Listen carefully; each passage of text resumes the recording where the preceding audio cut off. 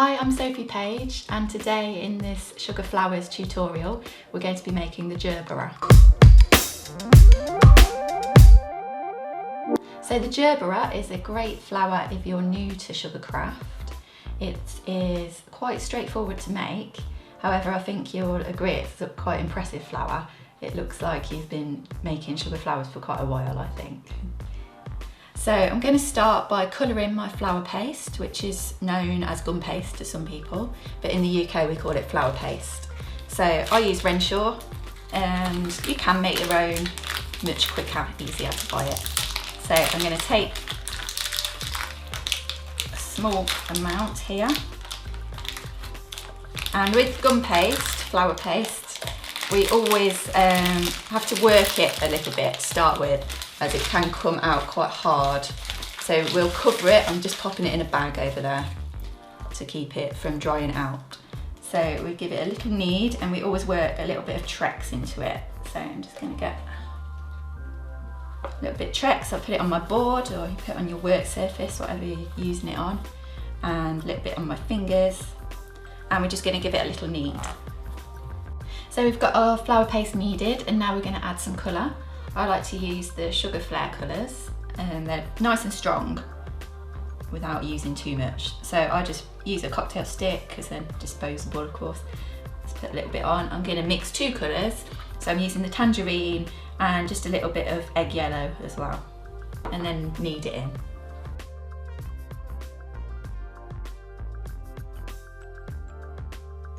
So our colour is all now nice and evenly kneaded in, and I've created a nice vivid orange to start off with. So we're going to press it down rather, so that we don't have to roll out quite so much. And now we're going to roll it really thinly. If you've got a pasta machine, it's definitely great to use that at this point instead, but we're going to do it the manual way and just roll. It is quite sticky, so we don't want it to stick to our surface, so we're going to keep moving it around. We're not going to flip it over, we're just going to turn it a quarter each time. If you feel it's beginning to stick to your surface, just put a little bit of Trex underneath. So we've rolled our paste nice and thin now. With sugar flowers, the thinner you can roll it, generally the better. Some flowers require slightly thicker petals, but they look more delicate and pretty with a thinner paste. I'm now going to use my large Gerbera cutter, or sometimes it's known as a daisy cutter, and we're just going to place it over, make sure we've got room on all sides, press it down very firmly, and you want to give it a bit of a wiggle just to make sure I can feel now that it's cut through. So I've made my cut, but before I flip it over and take it out the press, I'm just going to bag up this excess flour paste. Flour paste is quite expensive and it dries out very quickly, so we don't want this to go to waste. So I turn my flour cutter over, and particularly with this cutter, there's often quite a rough edge, like a feathery edge all the way around, and we don't want that. So I'm just going to run my finger quickly over to get rid of any excess there. And then we're going to flip it back over and press it out. So now we've got our flower shape ready, we're going to place it onto our foam mat, ready for giving a little bit of life into it. And now using our ball tool, well, we want a small ball tool, so we've got a large end and a medium end, and we're going to want the smaller end of the two. We're just simply going to work on each petal at a time and roll from the outside to the in. We're going to do that all the way around, and it just creates a nice little shape to the petals, makes it much more realistic. Once we're done here, worked our way all the way around, we're going to transfer it to one of these flower formers. We're going to flip it over and just place it in. So we're keeping that nice cupped shape we've just created. And next up we're going to be making little cuts, if you can see here, little cuts in the tip of each petal all the way around again. And repeat the process exactly with another two petal sets. So this is my last set of petals that I'm just finishing there. We're now going to set these aside to firm up, and I'm going to leave it for 30 to 40 minutes, that depends on the humidity in your working environment. So when your petal sets have just about firmed up, we're going to take another piece of flower paste and we're going to roll this piece out very thinly again. Next we're going to take our small daisy cutters. So this one's small, but this one's tiny and we want the really tiny one.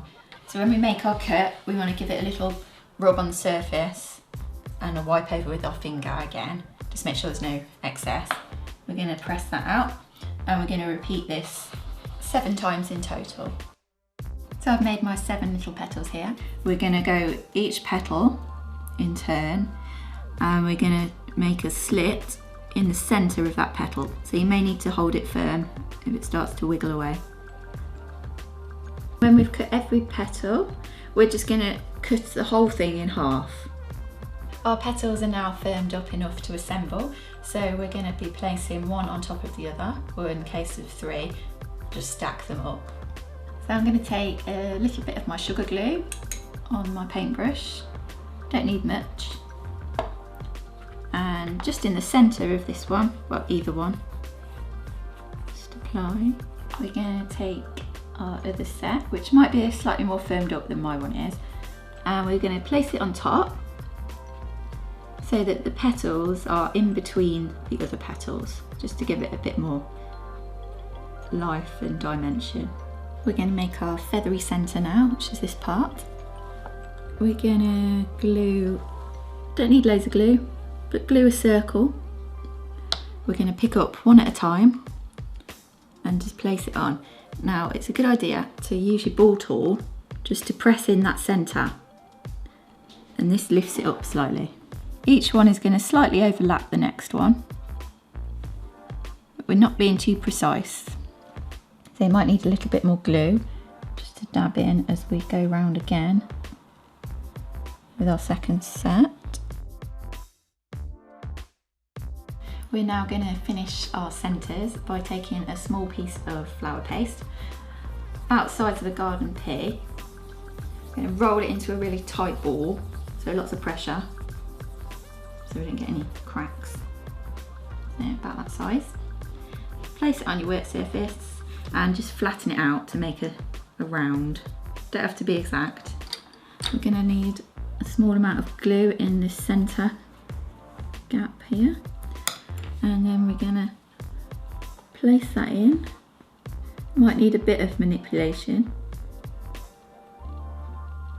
so just pop it in there, and you can use a tool if you want. Just make sure it's in that centre nice and firm and it's not standing up too proud. And then with my small sharp scissors, I'm going to make little snips all over. So I don't want them all to be uniform and I don't want them to be too peaky. So I'm just going to keep rotating it until the whole thing is covered. So when we think we've finished and we've snipped all over, we're just going to take our finger and just ever so slightly press it down to flatten just that centre. Careful not to flatten these outer bits. And that's complete. So next is the really fun part. It's my favourite part because it really brings the flower to life. We're going to be dusting. So I'm going to start with the centre. I'm going to need a couple of brushes because they get quite grubby, and we're going to use these petal dusts. I'm going to use chocolate for the centre mixed with a little bit of tangerine. So I'll be putting a little bit of petal dust in each pot, and so that makes it easier to mix them. So when we do the centre, we're going to be using a stippling technique. So I'm going to be just sort of pressing down lightly. We'll do that until it's covered. And then when we move on to the next bit, we're going to change our brush because that's got the dark colour on now.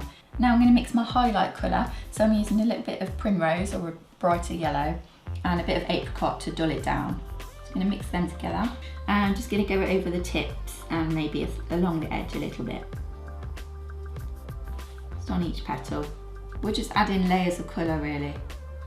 Now we're going to finish up with our feathery centre bit. I'm going to use just a slightly darker tone of orange and red mixture here, and we're just going to stipple that on again. I'm working, if you noticed, on a bit of kitchen roll because it does get quite messy, the dusting. You can end up inhaling quite a lot of it as well, so you can wear a mask if you want. the last thing to note was that when we finish the dusting, which I have now, to set the colour and to give it a bit of a lifelike shine, we steam it. So if I was using a flower on a wire, I would hold it over the kettle, boiling kettle, just enough that it looks moist, but not enough that it flops. And if I was using a flower like this that doesn't have anything for me hold, a wire to hold onto, then I'd use a handheld steamer. And that is our completed Gerbera.